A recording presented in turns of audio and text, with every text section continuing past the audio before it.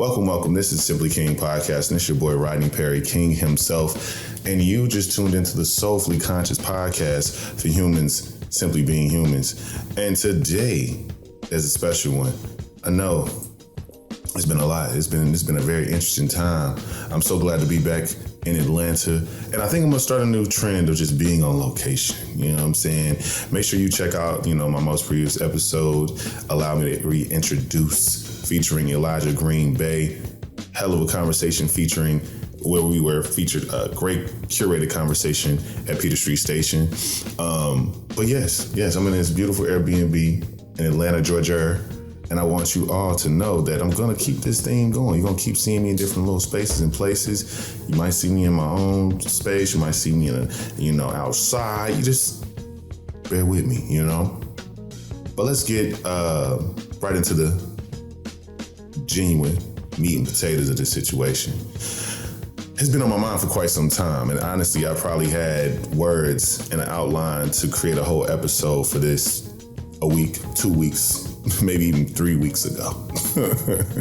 But so much has developed, so much has happened, so much has occurred that I had to put my 2 cents into it, And I think because we're witnessing something that's extremely unprecedented, we're probably genuinely finally seeing someone genuinely be canceled in a real way. And what's intriguing about that is that it is a black man, but also it kind of makes sense for a black man to be the first in this particular regard too. But let's start with a little bit of levity. Let's get into the Twitter check-in. How about that?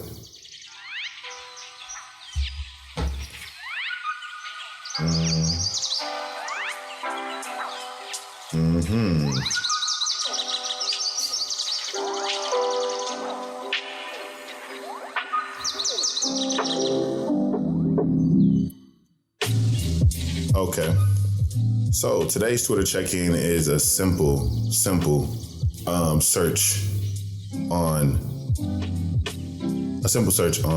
Twitter. I just searched Kanye. And I'm gonna read some of the things that I feel like kind of stood out to me from just a simple Twitter search, right? JP Morgan Chase, and this is a tweet by Bishop Talbert Swan. At JP Morgan Chase debanked Kanye West, but kept Jeffrey Epstein as a client, even after he was convicted of sex trafficking children. These are not pre-screened. This is all live, y'all. I'm just picking tweets. Golly. Let me bookmark that so I can make sure I put this little bloops, you know what I'm saying? God dang. Okay. From at Mr. Ernest Owens, who I've been in definitely a clubhouse room before, love his voice. Fact. Before Kanye West was the face of anti-Semitism, he was one of the hip-hop faces of misogynoir, anti-blackness, Trumpism, and slavery denial. And y'all still gave him contracts, documentaries, endorsements, clothing deals, and millions that became billions. Shame. Ooh, bookmarking that too. But let's keep it moving. I feel like, let me go. Oh, yeah. To my boy,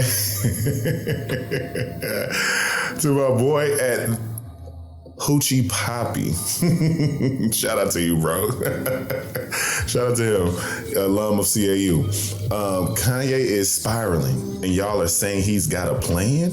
We're watching a mental health crisis live, and no one is saying anything.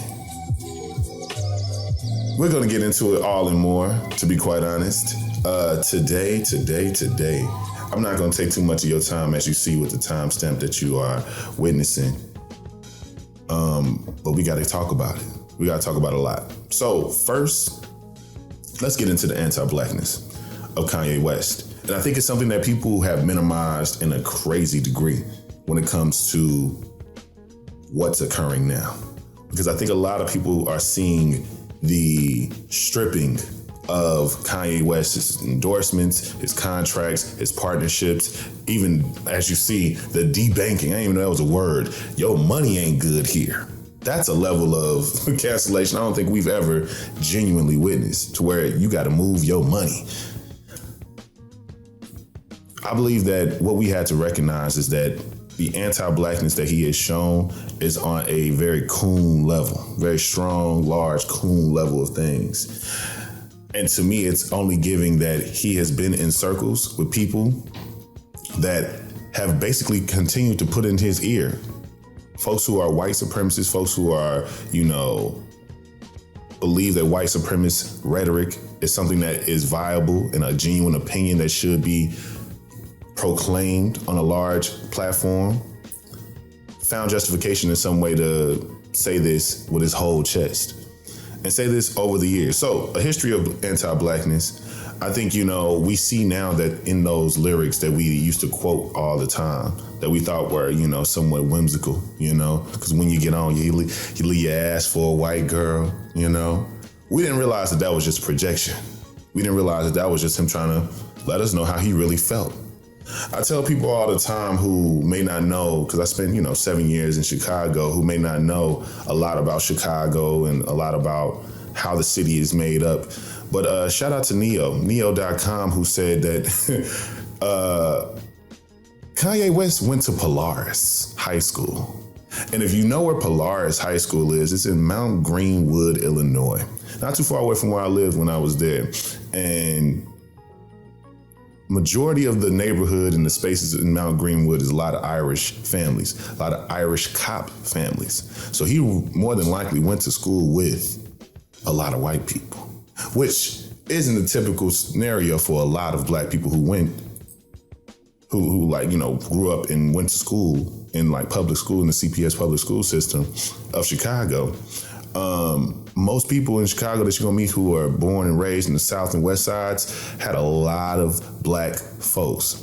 And if you're on the West Side, maybe black and brown. This was not the scenario. He basically went to school with, some majority white or predominantly white high school. So what does that mean about Kanye's overall identity? Because I know a lot of people believe that who we are at that age, in that adolescence, really forms so much of our identity as we become adults, because we keep seeking that. We keep trying to recreate that. That informs so much about us. We view the cool girl in high school. It fucks with you that you're not the cool girl in life. You were the cool guy in high school. It fucks with you when you're not the cool guy in life. And also, if you were the lame, quote unquote, a part of that community, and now you are the cool person, you might have imposter syndrome. Like, are you supposed to be there? Are you good enough to be there? Hence, the folks who are picked on usually have a kind of a weird trouble in terms of getting attention. Kanye West was the cool black guy, the token, we can assume. Hence why once he got into these particular spaces, look at what he chose to do with the music. He wanted to do gangster rap. He wanted to be around niggas. You understand? So he had to go all the way to the other side. We're talking about somebody who grew up around a bunch of Irish white people, made his break on making gangster beats for Dipset and Rockefeller. Let's think about that, So it's always been in the things. It's always been a part of his identity. Now I want to say that and frame it in that way, because I think people detach and believe because of the music. The music, and only the music, is the blackest thing about Kanye West at this point in time. And at this current point in time, and even in retrospect, at that time too, when we were getting the music. He was making very specific choices with his musical stylings to truly create this, hell of a discography that he created. But overall, if we think about the messaging, if we think about the collaboration, and we think about what he did coupling with his activities outside, he always was showing us who he was. People blame it on the death of his mom, saying that was what made the turn, and now he's just troubled and everything is wrong, but that's not the case. People now look at his relationship with Amber Rose in a different way post that relationship because of his adornment of Kim Kardashian. Did this man always want to be with a white woman? Maybe. Was Alexis, who used to be a Delta, not good enough? Who knows? Maybe the world may never know.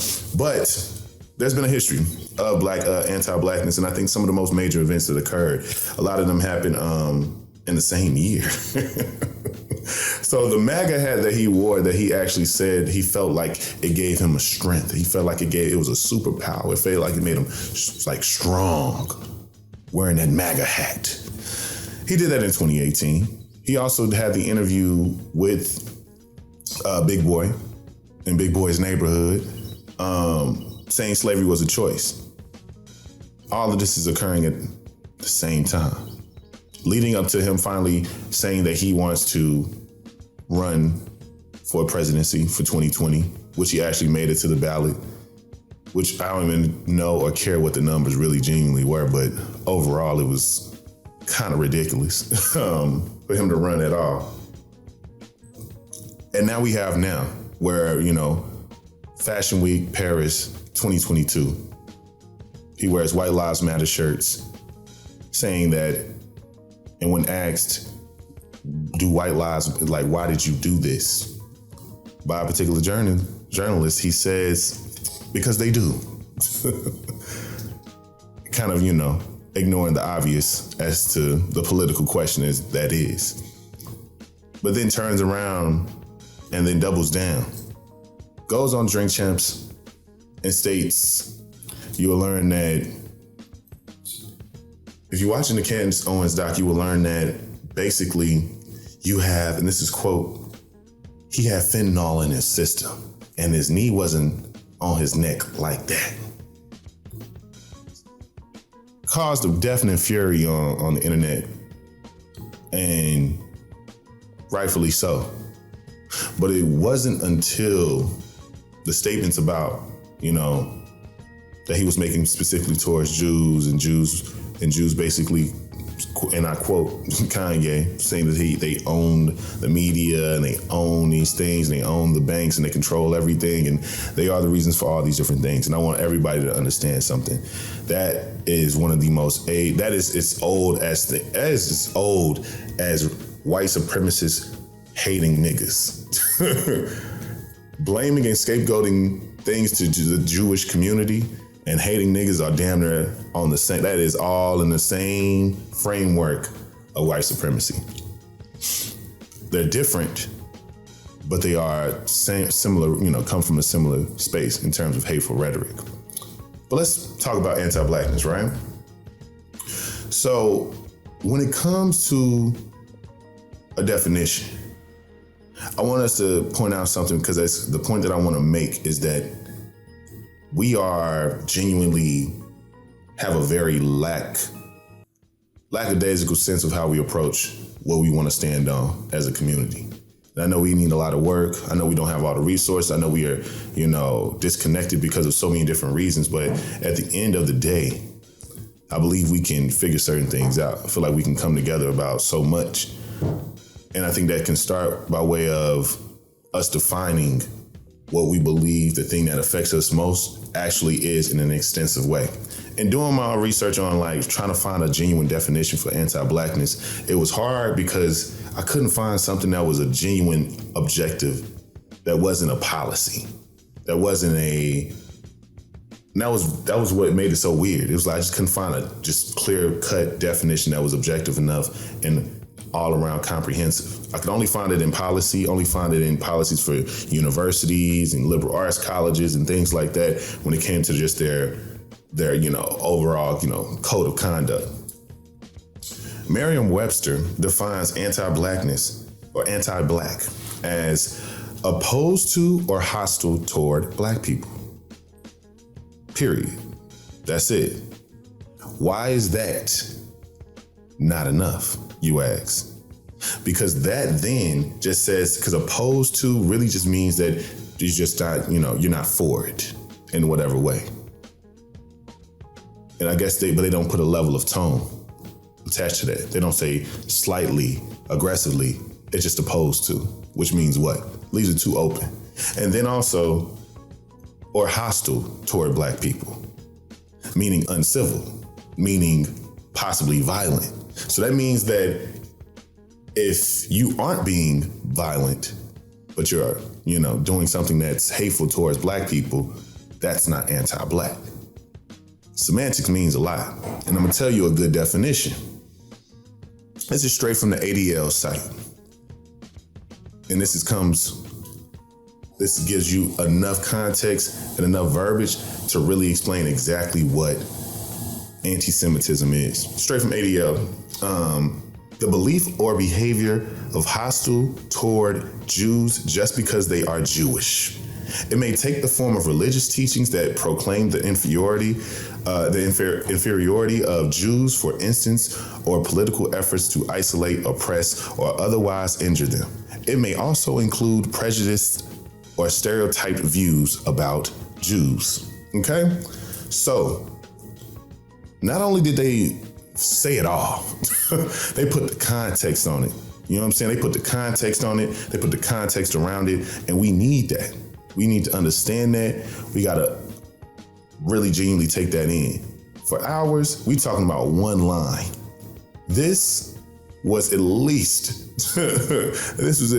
3 sentences. And we gotta draw out the context, because anti-blackness and overall racism is covert, it's overt.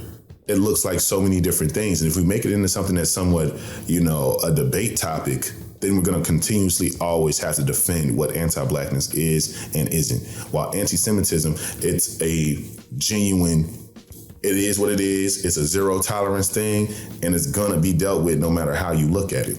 And so a lot of people, I think in the rise of this cancellation of Kanye West, I've seen a lot of people debating about what it is and why it is that why this is happening, how this is happening now when some anti-Semitic comments are coming out. Mind you, the anti-Semitic thing that he said the most, because he said a lot of things that a lot of people are regurgitating are just the stereotypes. But Kanye West tweeted out that he's about to go DEFCON on Jews.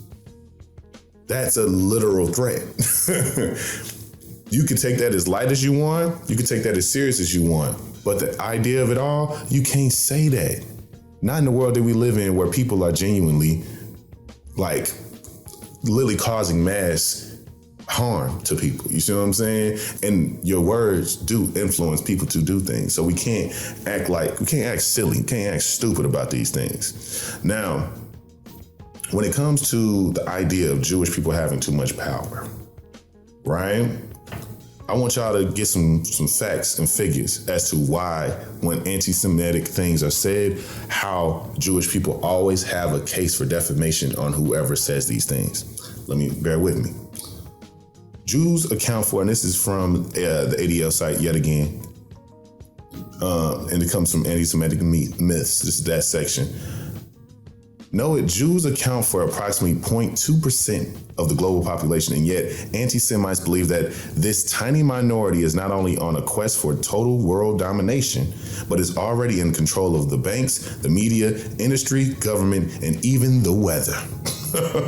As recently as March 2018, a Washington, D.C. City Council member claimed that the Rothschild family, which y'all heard of Rothschilds. I know for the folks who wear they 10-foil kufis real tight. I know y'all know who the Rothschilds is. I know y'all got a million YouTube videos about them. A Jewish family known for a bank they founded in Frankfurt was controlling the climate to create natural disasters they can pay for to own the cities. 2, Jews have also been blamed for economic crisis, from the Great Depression to 2008 recession. 3, at the core of this strain of conspiratorial anti-Semitism, it is believed that Jews do not deserve to have power. Regardless of what values they may stand for, Jews who pursue or occupy leadership roles in elected office or other stations of public life too often are deemed conspiratorial rather than commended for their investment in concerns of the collective. The myth of excessive Jewish power also relies on historical claims of Jews controlling global affairs. Jews are cast as manipulative and and conniving schemers who work in the shadows to advance an evil agenda. Anti-Semites often position themselves as truth tellers. Whose mission is to unmask a supposed insidious Jewish plot to take over the world. Now, keep this in mind. That is how they can get your ass every time you say something about them. Because when it comes to the eyes of the law, you gotta prove shit. You get what I'm saying? You gotta prove it. You can't say Jews are ruling the world on CNN and think that you can get away with it. Because is that a fact? Is that something that you can prove? No. So it's anti-Semitic. And you might have a problem with that because you feel like that might prove your point because they can take, because of this scenario with Kanye West, that they took all these things from him, so they must have this power. No. They just have shown you what it looks like from a community-based standpoint when we stand on what we will and won't allow, what the world will do for us. Because we showing them that the value of the value of who we are, and also the value of the bigotry that can be around us and how that can affect us at the end of the day. Keep that in mind. And then going to, when it comes to, one of the biggest things that, continuously was said about, do Jewish people own the media? I quote a article from The Atlantic that came out in 2010, which is still pretty relevant today, written by Max Fisher. Basically, CNN anchor Rick Sanchez was recently fired for ranting on the radio that the U.S. media is controlled by Jews, an old and pernicious stereotype. That he was fired is an unsurprising and would seem to reaffirm the consensus view that no, the media is not controlled by Jews, and even suggesting is morally wrong. So, scrolling down, an excerpt from that, another article from Slate says, maybe the movies they control, but the news, no. If Sanchez was referring to people in the television news business, he's wrong. Not one of the major television news operations, Fox News, CNN, MSNBC, ABC News, CBS News, or NBC News, is currently headed by a Jewish executive. That includes Ken Jotz, the man who fired Sanchez, or at least none of these executives has talked about being Jewish in public form. The internet is littered with rumors about various media moguls being Jewish, but few of those claims are backed by any evidence. There are more Jews at the head of the country's major newspapers, but it's still a stretch to say these publications are controlled by them. Even in New York City, where around 12% of the population is Jewish, there isn't any indication of Jewish dominance. The Salzburger family, which has controlled the New York Times for more than a century, is of Jewish origin, but current executive editor Bill Keller is not. And then, but I feel like, when you get into, movies and things like that, then you might have somewhat of a better argument. A lot of people who are part of the music industry and the movie industry are certainly, Jewish. A lot of them are Jewish, right? I had a discussion with people all throughout this week, and as things keep coming up, because people are saying, how is it not anti-black? How is it right? Because they are promoting anti-blackness. They're promoting the violence on black people. How is that right? How is that not something that we should, how is that okay to do? These are Jewish people doing that, right? This is only a question because Kanye said this on the Drink Champs, saying that you can go to Spotify, go to the start of any, streaming platform and find the first 3 songs be something about, kill this nigga, fuck this bitch, kill this nigga, fuck this bitch, right? I want y'all to understand something. This is where nuance, and this is my favorite word, nuance comes in. Because a very nuanced scenario, it's not just this is fucked up and this isn't. The thing about racism and all these various things is they're going to make money off of black people. in the music industry because they always have. What they're not going to do, because it seems racist to do it, which is kind of funny, right? Tell black people what type of music to make. All they're going to do is sell what sells. What's selling right now is drill. What's selling right now is killing black people. What's selling right now is shaking ass. What's selling right now is misogyny. That's what sells. So they're going to sell it. Who the fuck is making it though? You know what I'm saying? Like, it ain't like we all in there motherfucker looking like Yasin Bey talking about Miss Fat Booty and trying to get some yams and some fish from Alicia Keys at a diner on Wednesdays. That's not what's happening. That's not what people rapping about. This ain't schoolboy haps. This ain't Slum Village. You know what I'm saying? People ain't rapping about, being selfish about their love, and they ain't real common about their shit, just singing cute rom-com ass songs about a deaf lady outside the window. That's not happening. That's not happening. Oh no, and for the people that are doing that are not popular musicians. They're out here. You see how y'all ripped up Chance? Chance made a whole album about loving his wife, and y'all was like, get that shit the fuck out of here. But NBA YoungBoy has been out of jail for maybe over a month and a half. And while he was in jail, he was still one of the top streaming artists on YouTube. Lil Baby only passed him up probably because of him being in jail. Okay? Think about that. Young boy never broke again. Got 10 kids, several charges, and many allegations of violence. Not only in a domestic nature, but also in a sexual nature. Kodak Black is a person who is still to this day being lifted up as a prolific young artist of today who needs guidance. It's such a great thing that Kendrick has put his arms around him. Such a great thing that folks like the J. Coles respect him. When he has had how many cases of sexual assault? When he said how many inflammatory things about women who are dark skinned and so on and so forth? And this nigga out here on dates with Gunica. What the fuck going on? You know what I'm saying? So you're telling me that there should be it should be on them when they just seeing it as, oh, y'all doing it, niggas is buying it, white people are buying it, everybody buying it. And that's the thing. And I want to say that because that's why I believe Kanye does what he does. Kanye quotes these white supremacist rhetorics, pisses black people off, and then tries to get back on our good side because he knows for him to sell things, for him to make music, if black people don't like it, it's not good. And that, to me, is a testament of all things from a cultural context, especially when you're talking about art and culture.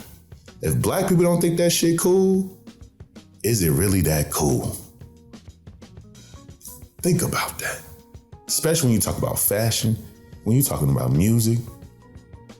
Probably the only spaces that we ain't in the way we could be and should be is like architecture, maybe. But as soon as we get up in that motherfucker, we're gonna be like, damn, hey, that chair, nigga, take the plastic off the sofa, you feel me? Cause this sofa nice, nigga. My nigga be designing sofas now. We will be fucking that up too. And I know we will revolutionize every single thing we touch because we do it everywhere we go. It was anti-Semitic for all the things that he was saying.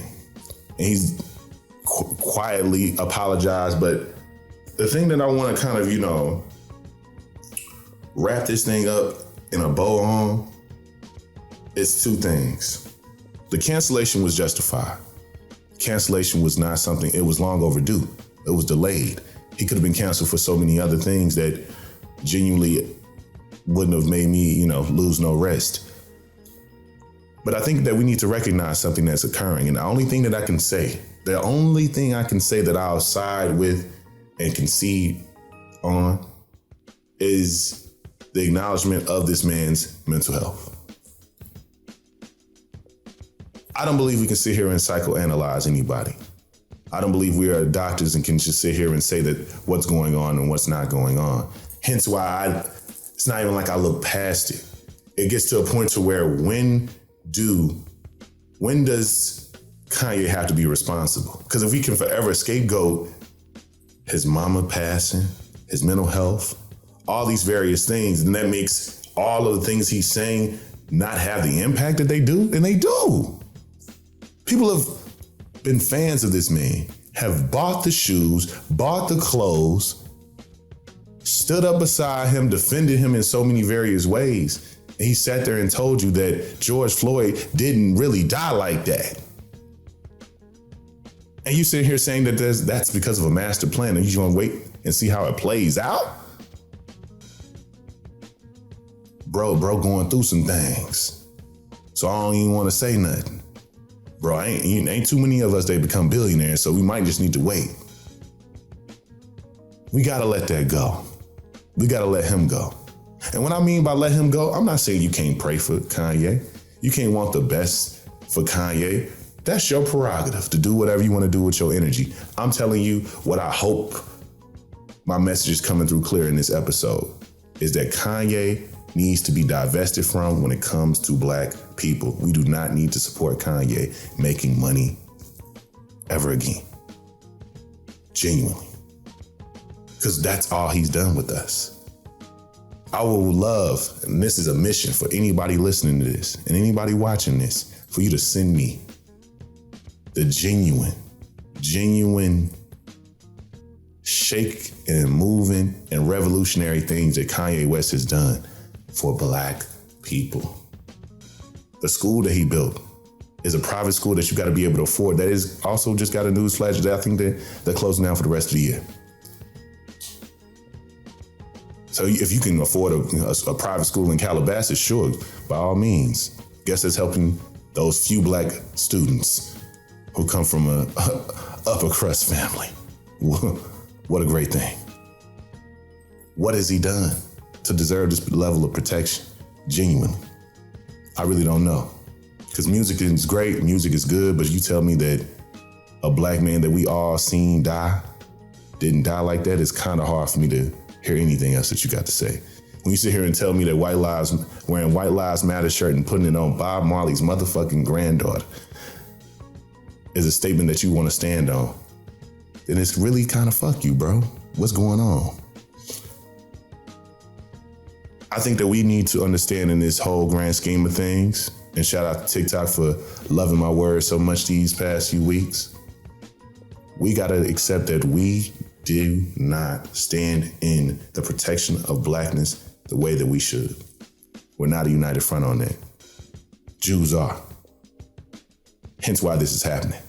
We're not litigious enough. We're not putting papers on niggas. We're not out here educating people and making sure that they know what it is and who what for. And this is not something that we're going to allow. A very zero tolerance about the things. But we've accepted so much. Who has black people really ever canceled? Who have black people really ever allowed to get in full fucking trouble? We never do. There's always an excuse. Bill Cosby was going through his allegations, and one of the most beloved black women in American history was like, y'all need to ease up on him. Every single time there is somebody that's prolific, that is black, that is coming to the defense of that person. And that's hard. That's the same way with our family. And I'm seeing right now people defending Kanye more than they would the cousin that stole a few dollars from, that was on drugs, that was going through some. Y'all let that motherfucker go and left him on the cold. People hit y'all up every time saying they seen your cousin on the side of the road. But Kanye ass, who's a billionaire, who's done nothing for black people, deserves all grace in the world. Deserves every chance to explain himself. Deserves every platform that he can get himself to. And I call bullshit on that. And I think we deserve better than that. I think we deserve to, if we're gonna contribute to making somebody a fucking billionaire, I think we deserve to make that to be a person who genuinely is for us. And personally, don't think that black people becoming billionaires is the solution. Don't think capitalism is going to free us at all. Because it's not enough. What has it done for the people who has done it for? Even their charity isn't genuine. Even their foundations are nothing but tax write-offs. So it's kind of hard to stand on and stand with Kanye West. So, in conclusion, I want you all to genuinely love your black ass self and let him and anyone else who you feel like you don't agree with on 100% or at least a majority percent level, let's stop that. When people do anti-black things, they need to be sat the fuck down. They need to go into not only a timeout space, but we're good on you. Period. And that's the thing we need to be about more often. We can handle certain things in-house. We can have some mediation in-house. We can sit down and hear a motherfucker out without the cameras on. But publicly, we're gonna let it be known that this ain't some shit that can happen from the people who look like us and the people who don't. It doesn't make sense. We gotta take them down. We gotta stand our ground on something. So we need to let him go. Because as we see his hate, the brainwashing of his opinions to this very Uncle Ruckus level of fucking intention is doing what? There's no master plan. You're waiting for nothing. He just wants your money and his white woman back. That's it. This has been the Soulfully Conscious Podcast for Humans, Simply Being Humans. I've been Rodney Perry. If you don't know, you should know. You can follow me everywhere at Kings_Memoirs on all platforms. Make sure you go get that good old follow button pushed and mashed up on TikTok because I'm doing numbers on that thing. You feel me? Go hit a nigga up. You know what I'm saying? It's a vibe. They love me over there. I'm fucking with them over there back. You feel me? Also, make sure that you go and subscribe and check out my Patreon at Rodney Perry, aka King. You can find it on Patreon. You can find all the links under the description of this episode. Make sure you check all those things out. Coming soon. I have more and more men's beauty and just wellness content coming to the interwebs very soon. So make sure that you lock in. Check out my Amazon storefront right now if you want to just know some of the essentials that I already have curated for y'all. You understand? I'm an all-around digital creator out here if you didn't know. I got to do a lot of things. So we out here doing the things. You feel me? This has been yet again the Soulfully Conscious Podcast for Humans, Simply Being Humans. I've been Rodney Perry. This has been the cancellation of Kanye West. And this is Simply King. Peace.